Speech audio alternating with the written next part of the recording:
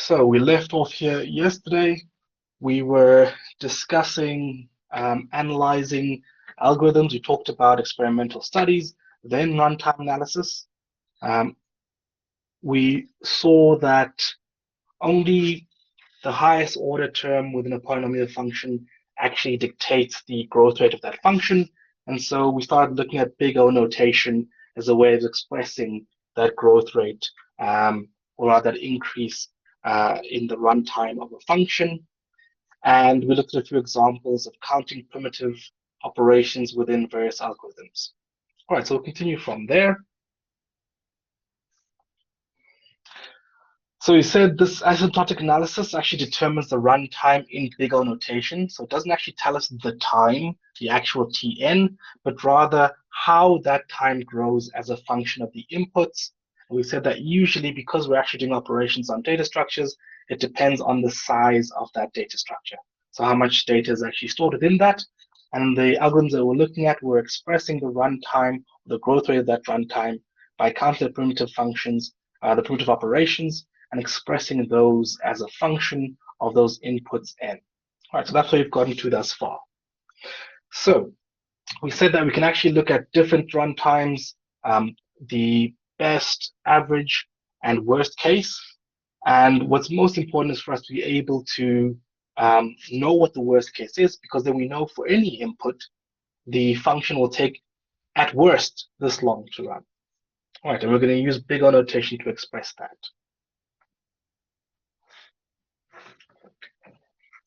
Okay, we have one question. When analyzing algorithms, does the new keyword count as an operation? Well, we said that when the new keyword is used, that a few things happen. Memory is allocated. Then we're actually assigning default values. So that part, yes.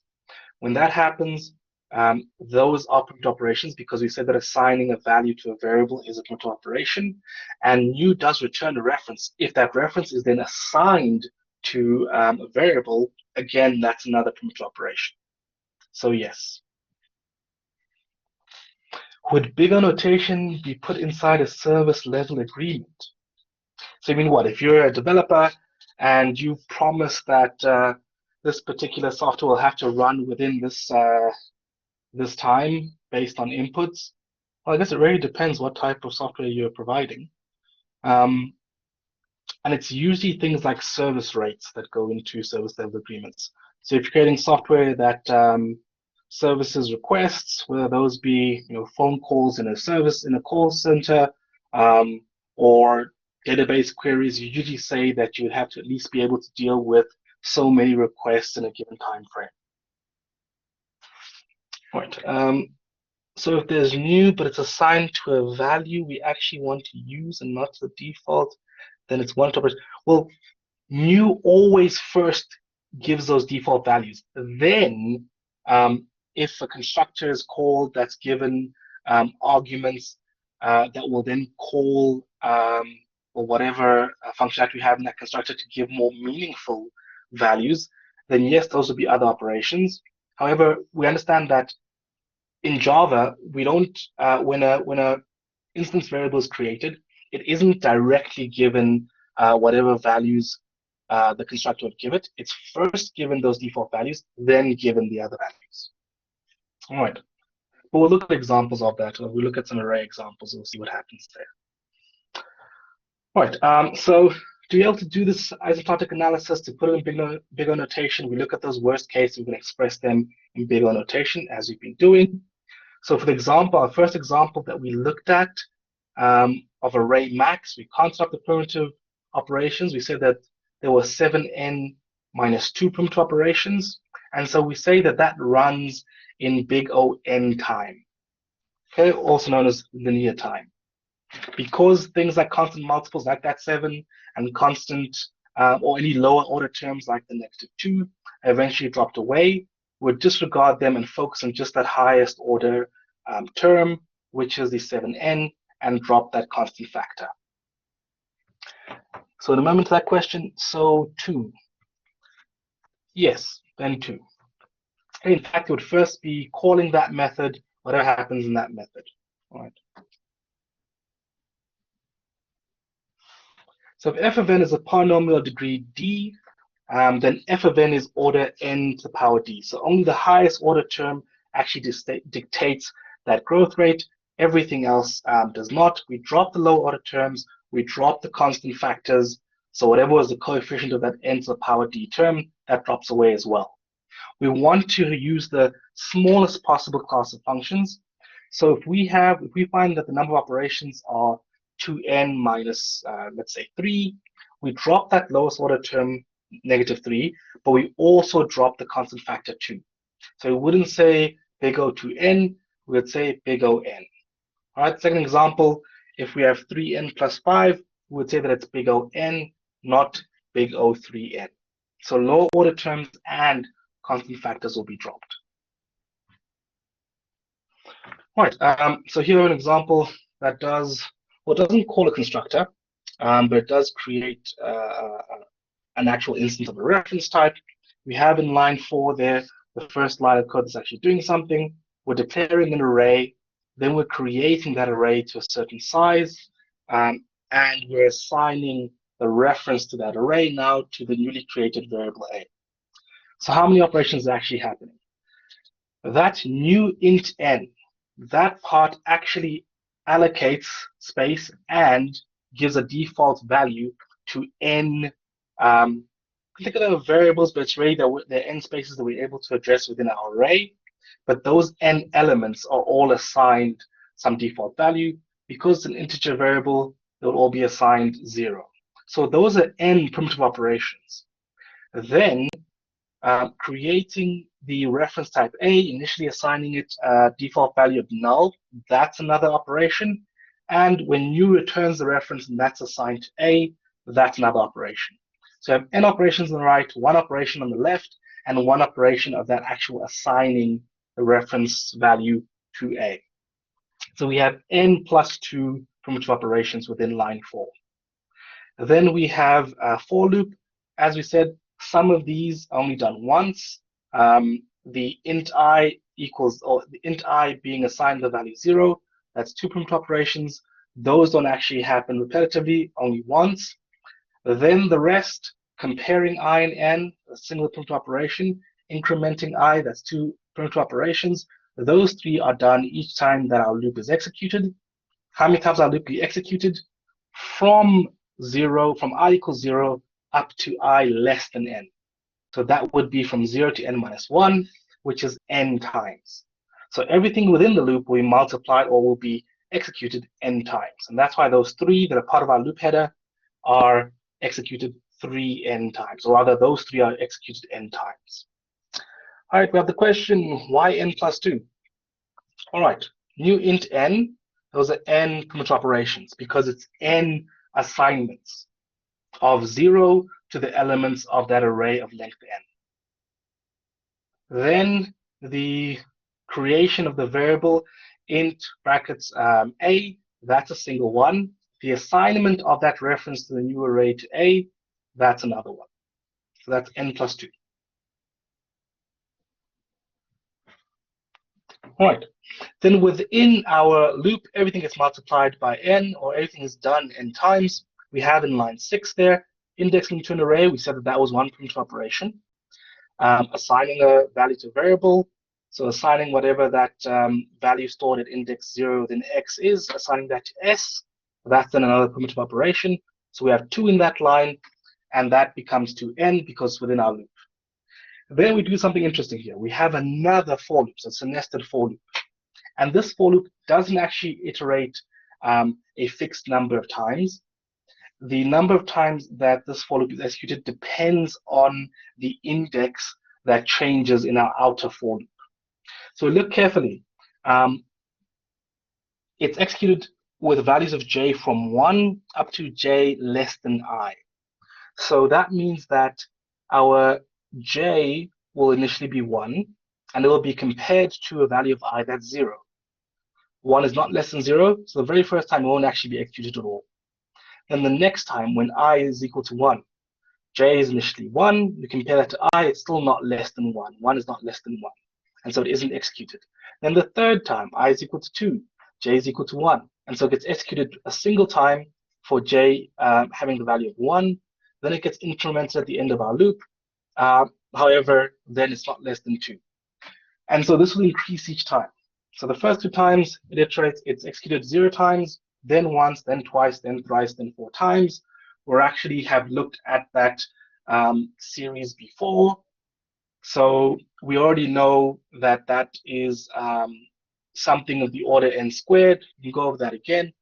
But to simplify our work, what we do when we have nested loops for counting primitive operations, we will look at both loops, find out which loop is worse, as in which loop has a higher number of iterations, and take that as a number of iterations for both loops.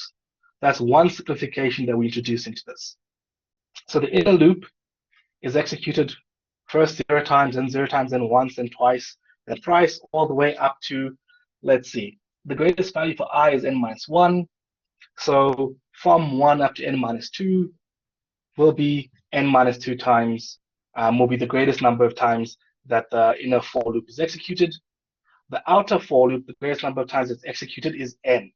And so we'll take n, that number of iterations n, for both loops. All right, we'll take the worst number of iterations for both loops. That simplifies our calculations.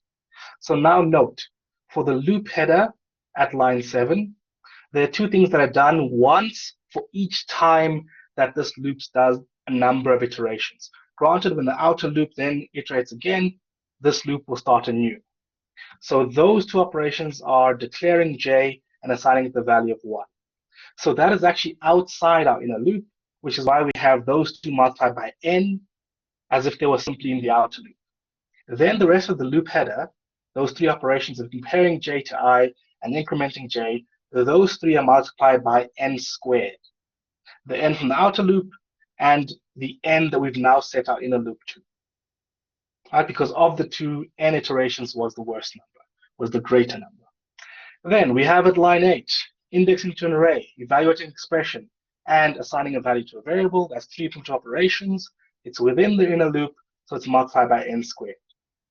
Then we have at line 9, this is now outside the inner loop, so it's only within the outer loop. We have evaluating the expression at the bottom there. Then whatever that result is, s is divided by that, so that's 2 operations. We have indexing into an array on the left, and we have assigning a value to a variable. That is 4 primitive operations, and it's in our outer loop, it's multiplied by n. Right, it's done n times. Then we have return a, it's a return statement, it's only executed once. We then simply count up all these primitive operations. We get for our answer 6n squared plus 12n plus 5. So that's counting up our number of primitive operations. What does that tell us about the runtime? Well, it tells us the runtime is big O n squared. That's our answer in big O notation. Would it be sufficient just to give the number of primitive operations as a function of the input n? But rather, we have to give it in big O notation because that tells us something about that runtime. It tells us about the behavior of that runtime as a function of the size of the input. All right, so that would be our answer, big O n squared. So just to see what would happen if we were actually to count up those primitive operations within the inner loops, allowing that loop to change its number of iterations each time. It goes from first time 0, 0, then 1, then twice, then thrice, then 4 times up to n minus 2. Right? We've already looked at that type of series yesterday, and we said that actually if you add the series to itself, you end up with the exact same term at each time, and you have a certain number of terms. Multiply that by the other, so the number of terms by the value of those terms. Because we added the sum to itself, we divide by 2, and we'll still end up with something that is order n squared. And that is why it is okay for us, as it will still get the right answer, to simply take the larger number of iterations between our inner and our outer loop. Granted, that assumes that our inner and our outer loop both depend on n. If instead our inner loop was a constant number of iterations, so let's say it was 10 iterations, then it would simply be multiplying everything by 10n within that inner loop. All right, so if our inner and outer loop both depend on n, then we take the one that has the worst number of iterations.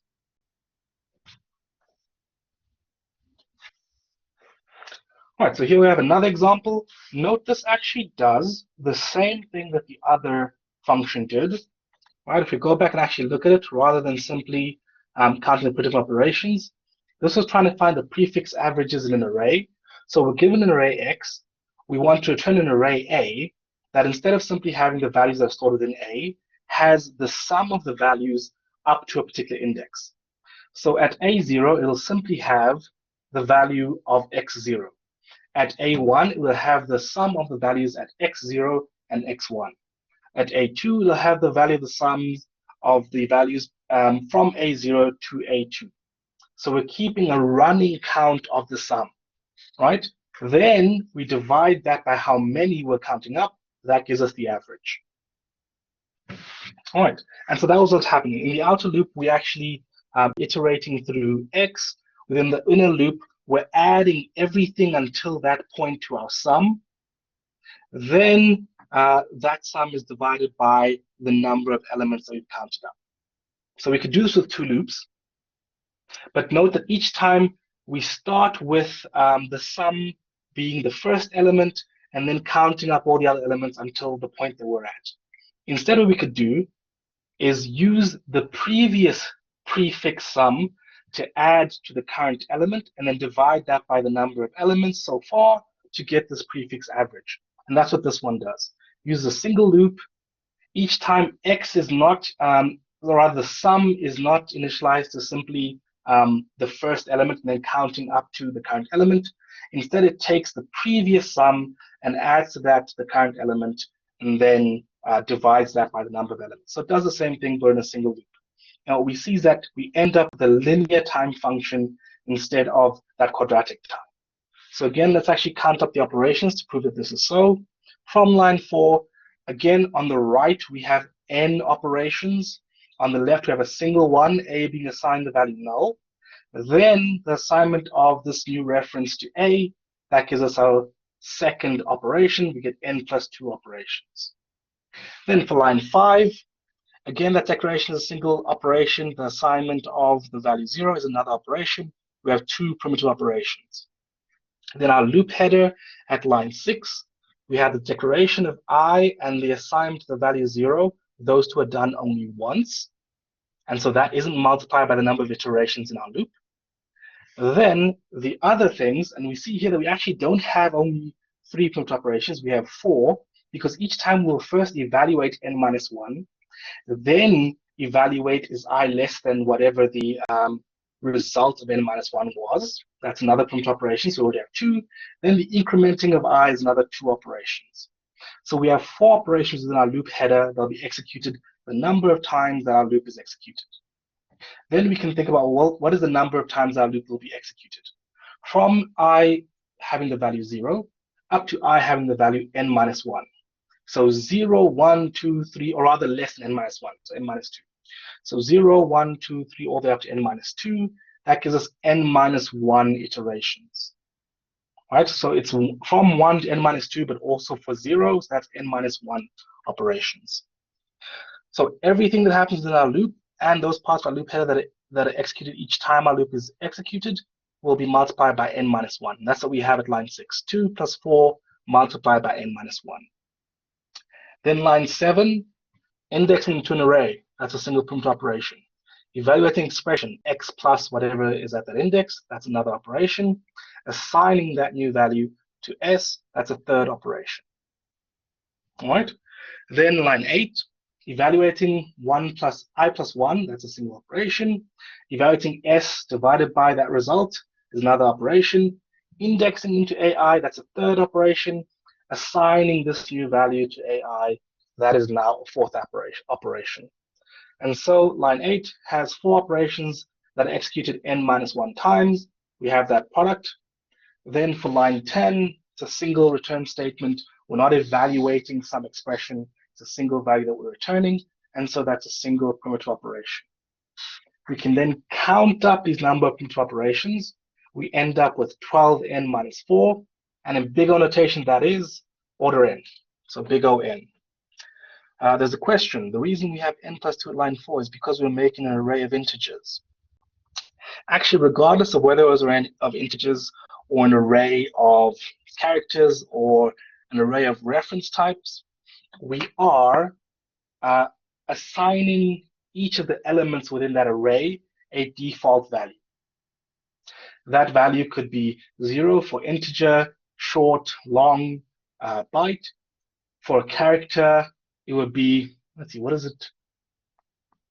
There is no empty character. But whatever the default for a char type is. For a Boolean, it would be the value false. For a reference type, it would be the value null.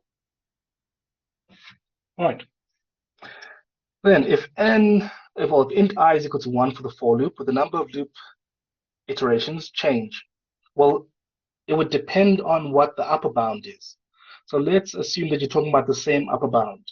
So you have from I equals 1 up to I less than n minus 2. So then it's 1 is the initial value, then 2, then 3, then 4, then 5, up to anything less than n minus 1, which would be for an integer n minus 2. So from 1 up to n minus 2, that's n minus 2 iterations. So certainly if you keep the upper bound the same and we change the initial value to be something that's greater, then we'd have fewer iterations. Then line 6, why do we add 2 to 4 n minus 1? Remember that at line 6, there are two primitive operations that are only executed once, giving I the default value of 0 and then actually initializing it to 0. All right, those are two primitive operations, and those are only done once. Otherwise, I would always be 0 for each iteration, and that would be useless. All right, so there are two other notations that are closely associated with big O. Those are big omega and big theta. Big omega says the opposite of big O. If we say that f of n is big omega g of n, then we're saying that f of n is bounded from below by g of n.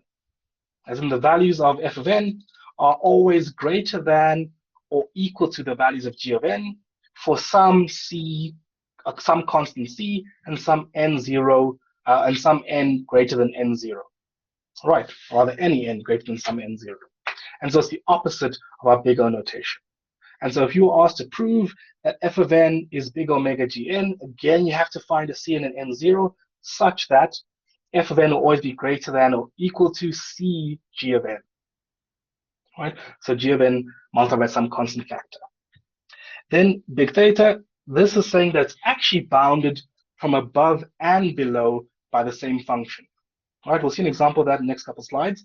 But the next slide. But basically it's saying that if f of n is big theta g of n, then some constant multiple of g of n is always greater than or equal to f of n, and some other constant multiple of g of n is always less than or equal to f of n. And we'd call this tightly bound. So it's bound from above and below by g of n. So to prove that, you have to prove both big O and big theta. You would have to prove that there's a c and an n0 such that g of n will always be above, always be greater than f of n, and then some other, here they use c prime prime and no, right? We should actually have another no used there. Oh no, yes, we should use the same one, obviously, we're trying to say before. So for the same no, but some other c prime prime, then g of n will always be greater than f of n. So you can prove both separately, that then gives you big theta. Right, so we're going to prove one of those. Let's first prove that 5n squared is big omega n squared. So that says that 5n squared will always be greater than or equal to some constant multiple of n squared. And can you find a constant c and an no such that that will always be true? Well, yes, we definitely can. If we take our c to be 1, won't 5n squared always be greater than n squared? For values of n greater than 1, greater than or equal to 1? Yes. If we substitute 1 there, 5 multiplied by 1 squared will be 5, which is certainly greater than 1.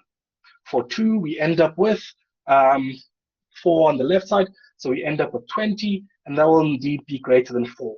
And we see that for any input n greater than or equal to 1, 5n squared will indeed be greater than 1n squared, okay, or just n squared. So you've already proven there that it is bounded from below by some constant multiple of n squared. So it is big omega n squared.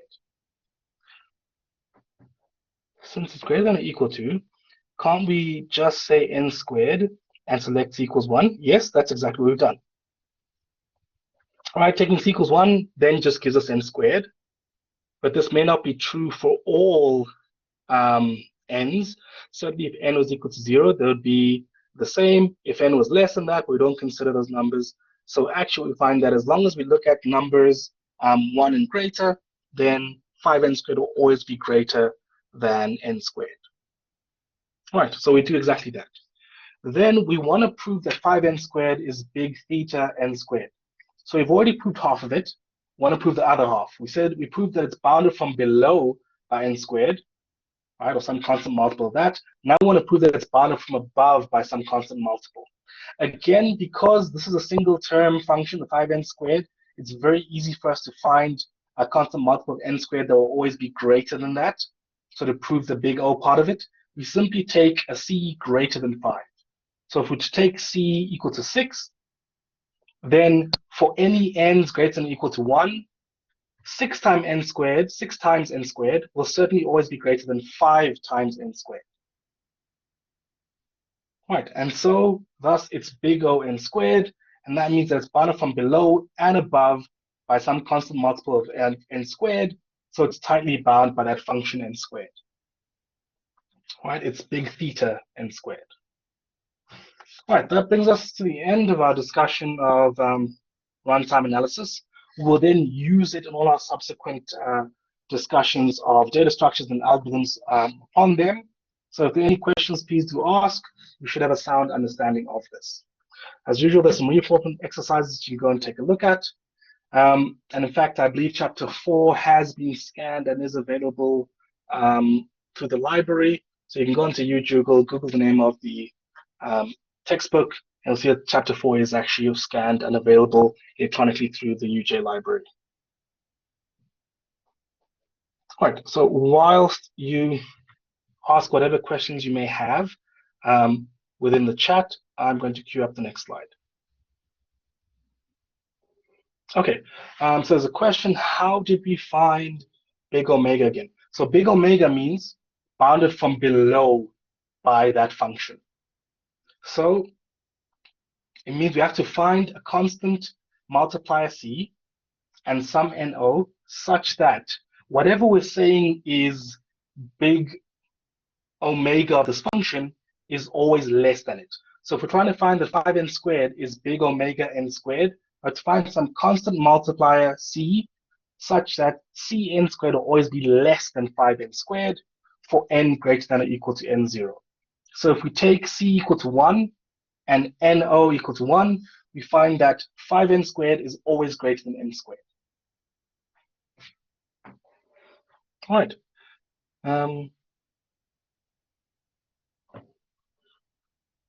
All right. The question about how you vet blocks added to blockchain, I believe that Prof. Anar has answered that question within the Discord channel, and there were a number of questions actually related to that, so please check that out. Can you repeat the previous loop? The prefix average example, how do you find the value in line 7? All right, we can do that. All right, so the linear one I assumed for prefix averages, and in line 7, we have that there are 3 primitive operations. How do we get to that? The first one is on the very right, indexing into an array. We agree that's a single primitive operation. Then evaluating an expression, s plus whatever that value is at xi, that's another primitive operation. Then assigning that new value to x, that's a third primitive operation. And because it's within the loop, it's multiplied by the number of times that we iterate through these statements, and that gives us 3 multiplied by n minus 1. All right, you actually wanted the previous one, line 7. All right, so we have that this is within our current loop. All right, so it's within the outer loop. So we know that whatever number of operations happening here will have to be multiplied by n, because that's the number of iterations of our outer loop. All right. So what we find is that there are two operations that are only done once. That's the int j being declared and it being assigned the value 1. Then we have three other operations that are being done some number of times. All right. So before we even figure out what our outer loop is, we said that we can use a big N to represent some number of times. We could use a big M to represent some number of times for our inner loop. So because all of this is within the inner loop, sorry, all of this is within the outer loop and the three operations within the inner loop, we end up with something like this. 2 plus 3 big M, all of that done big N number of times. So the big N is that it's within the outer loop. Big M within the inner loop. The two are only within the outer loop. They're only executed once within the outer loop, whereas the other three are executed each time the inner loop is executed. Then, what are the values of N and M? Well, we saw that the value of M, of big N, is N. From I equals 0 up to I n minus 1, that's N iterations. Then, the value of M is a little different. It is first, it changes each time the outer loop is iterated. So it's actually 1, then it's 2, then it's 3, all the way up to, and the largest value of I is n minus 1, so the largest value of j would be n minus 2. All right. So at its largest number of iterations, m is n minus 2. However, big N is small n. The larger of those is n, just a small n, and so we take that to be the value of both n and m. That gives us small n, 2 plus 3 small n.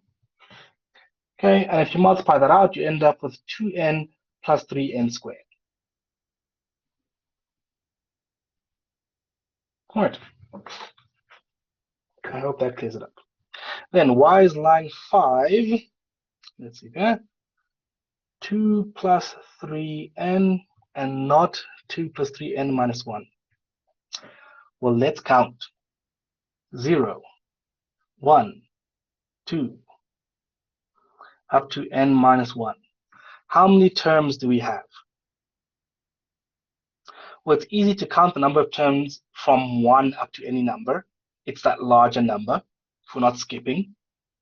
All right, from 1 to 5 is 5 numbers.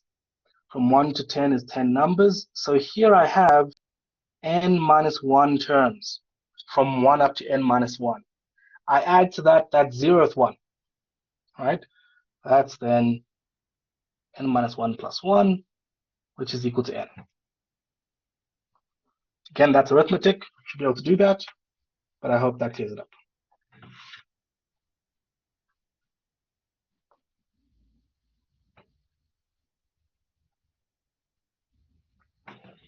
Okay, that was a good number of questions. I think we did repeat it a sufficient number of times. However, if you have questions after you go through the exercise yourself, please do come to consultation, ask those questions, so we can make sure that we're all on the same page. So for lecture number 4, we're going to be discussing two new ADTs, stacks and queues.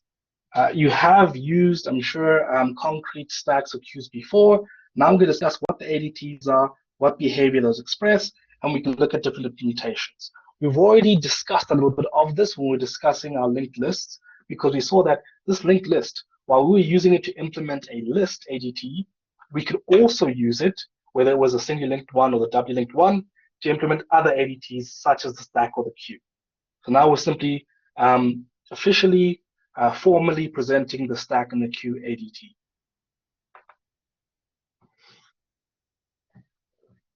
Okay, so the stack, as I said before, kind of imitates this idea of a spring-loaded plate dispenser, that we're able to add things on top and remove things from the top. We're not able to access anything that is beneath that very top item. All right, there's no way for us to get in from the sides or below. We can only access to add or to remove from the very top. Like a magazine. Oh, like a A magazine in a gun. Yes, I guess you could say that. Right. So stack AT again stores arbitrary objects, much like a list. Again, there is some order, much like a list. However, insertions, deletions follow last in, first out scheme.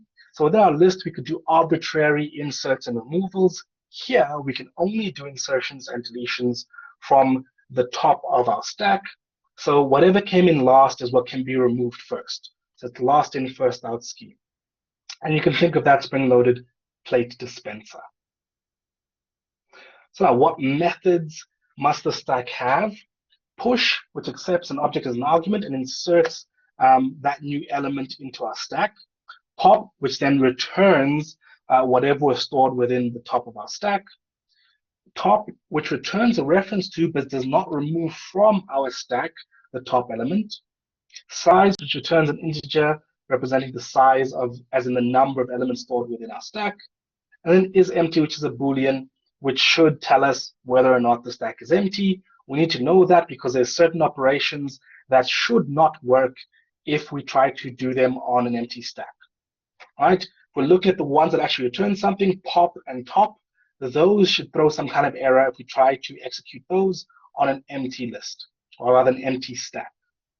All right, so those are the operations of our stack ADT. We look at a number of examples to see how this would work. So on the right there, we have our actual stack and what's stored within it as a result of the operations that are done on the left there. And if they return something, any output, then that's represented within the middle there.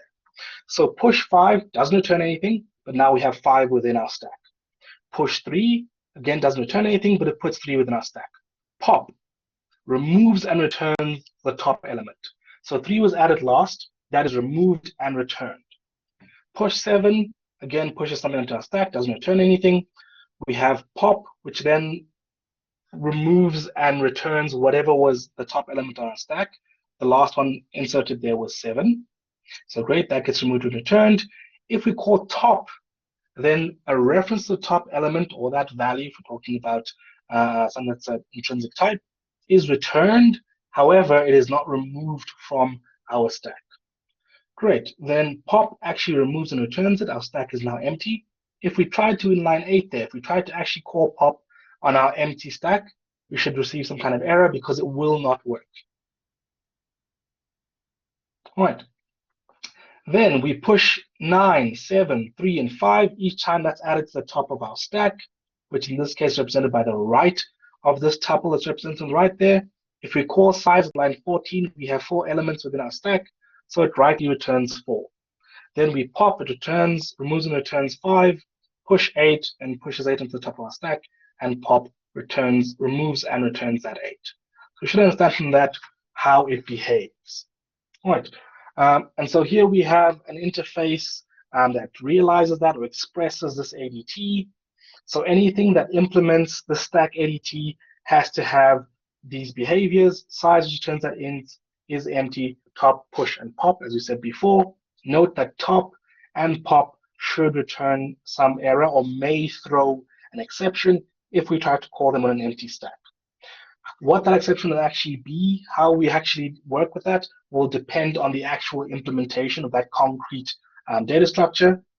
And note this is actually different from the Java stack that you could use. This is our definition of a stack ADT. Okay, the Java one has a few more operations. So what could we use this for? Why do we have it? So one example that we deal with probably every day is the pages visited history in our web browser. So every time you go to a new page, this is pushed onto the top of your history. Granted, that history doesn't really have a fixed size, so you can always add things to that. When you click back, then you can go back to the most recent page that you visited. So again, that top page is returned and removed, or removed and returned to you. You can click back each time you're accessing the top thing on our node. If we then go to another page, so we click on a link on that page, we'll enter a new URL, then whatever we're looking at is now pushed onto that history stack. And as we continue surfing, new things are pushed onto our stack. If we click back, it's equivalent to actually popping that value and returning that page. All right, so that works in the same fashion as this plate dispenser. The undo sequence in a text editor, each thing that you do within that editor is actually then added to this undo sequence. When you click undo, it then undoes the most recent thing that you've done on that. All right, so it is the thing that's on the top of that stack. All right, there's a question. What about push? If the stack is full, shouldn't we throw an error for a stack overflow? Right? Again, that would be implementation specific. So if we create our stack in such a way that it uses a data structure that is of fixed size, then yes, we could end up having a full stack that doesn't allow us to add new things, but how we deal with that could differ. Right? If you're looking at like how a text editor works, then when you have the largest number of operations that you can store, it actually then removes the oldest one, which isn't really behaving like a stack, but it's able to kind of throw away the oldest one and then allow you to keep pushing things. So it'll never be full in the sense that you can't do another operation. It's just that there's a fixed number of operations that you can reverse. All right, but note it's not discussed in the ADT because for an empty stack, pop and top should always give you some kind of an error. However, whether it's full or whether it can get full or not, that is implementation specific. All right. And then a chain of method calls in the Java virtual machine. We'll look at an example of that, but we've already kind of discussed that. Each time you call a method, a new context is created, that's given control. Once that's finished being executed, that's popped off the stack, and whatever was there before it, whatever called it, is then given control. All right. It can also be used indirectly as an auxiliary data structure for algorithms. So perhaps you're working with something that requires you to keep track of some operations or data and access them in a LIFO fashion, so the last in, first out, then we could use a stack for that. And of course, it could also be a component within another data structure. You can always abstract up and create more complex data structures, which are the ones that we have. For example, the Java virtual machine, it keeps track of the active methods by using a stack. When a method is called, the new frame is created containing all the necessary information. So new instances of the local variables are created. We keep track of what those values are. We use a program counter to tell us where in that method we are at any given point. And then also if we return a value, that will then be passed to the calling method once that frame that has finished its execution is popped from our stack. All right, so when the method ends, it's popped from our stack and control is then passed back to the method that called it. And this is what allows for recursion, because each time we recursively call that method, a new frame, so a new instance of that method with new local variables is created. It can then execute from its first line. When it gets to its last line, it's popped off and it returns control and some return value to whichever instance called it. And this can be done over and over and over again until we reach the base case, which actually is in the first one that returns some value, pops itself off our stack, and we build back up to the answer to whatever initial call we had. All right, so this is an example of three methods that call each other. So we have our main method, that's the where our program begins. It begins by creating I and giving a value of 5, and then it calls another method foo with that I as an argument. So we see here at the bottom of our stack, we have the initial method that was called main. It was at the second line within its method. So that was line 3, that's the second line of the method body, main, and it had whatever values its instance variables were given. At that point, I had the value of 5, the program counter was at the second line. When that second line is executed, a new frame is created for foo.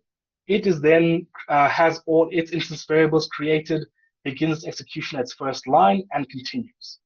And so we have its first line, it declares int k, it assigns, well, actually first, its parameter j is passed the value. Right? When main actually called foo, it passed j the value of 5, so that is kept within our frame. When k gets assigned the value j plus 1, its value of 6 is then also stored.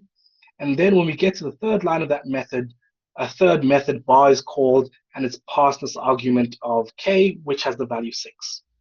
So bar is then created, a frame for that is created and put onto our stack.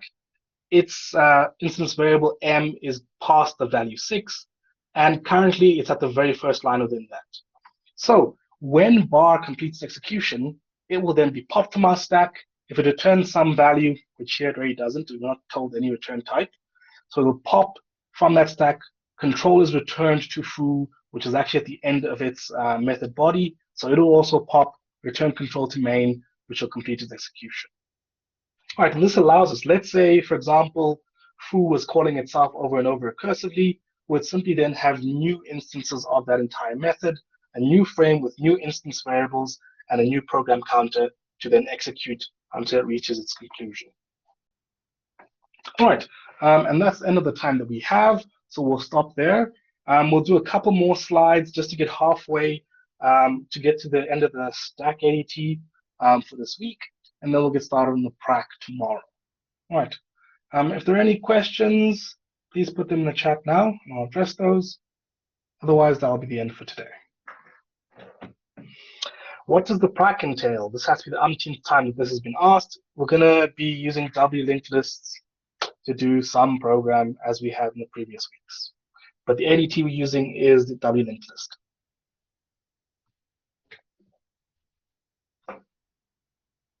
Okay, so I assume that means there are no questions regarding this lecture thus far. We will just reiterate how far we've gone and continue from there tomorrow.